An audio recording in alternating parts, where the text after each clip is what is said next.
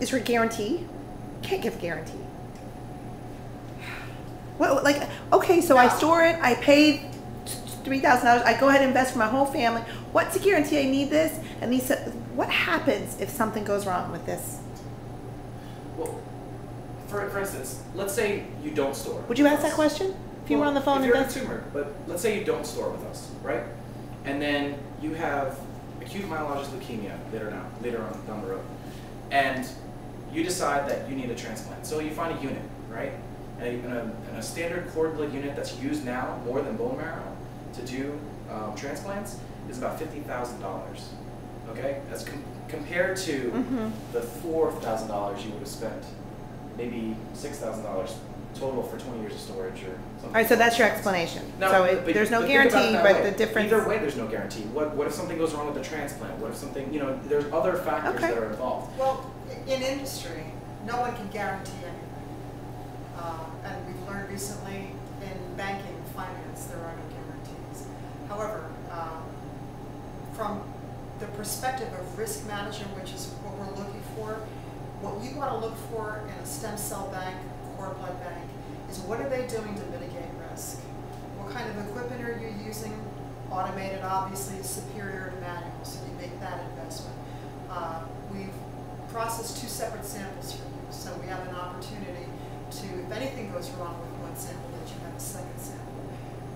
We're in our facilities, we have climate-controlled environments. This is monitored 24/7. This is the state-of-the-art equipment and technology. You'll notice this is not something that has a lid. This can't come apart. You could roll this around, and the samples are locked into their storage locations and safe. They're double wrapped in Teflon. What I'm describing is risk management, everything you possibly can do to make sure in your daily operations that the client's samples are preserved to the state of the art. My opinion, that's the only kind of insurance you can offer people. If there's an act of God or a major catastrophe, we all have bigger problems than this. Now, is this one unit saved? That's one. You'll have 2 of these. Everyone will have 2 of these. Yeah. For whole blood, we normally get this much for peripheral blood. All right. This is roughly about 300 milliliters, and for one of these AXP processes, the maximum efficiency, meaning that the best that it can run at, is 120 milliliters per bag set.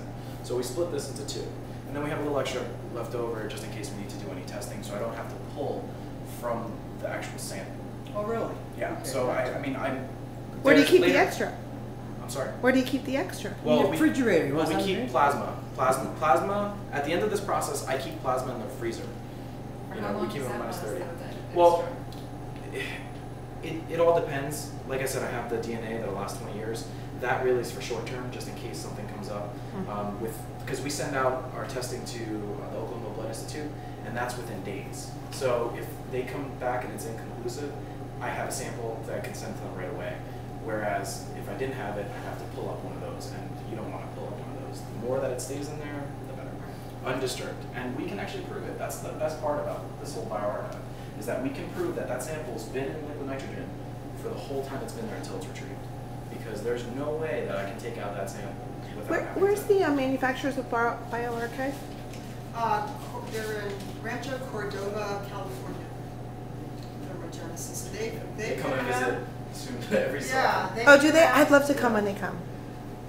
They come and they do the annual preventive maintenance and calibration verification once a year. It's part of our maintenance program with them. The techs they're good. They just do like a QC for this whole thing. They test the range of the arm and all that to make sure that the preventive maintenance is being done.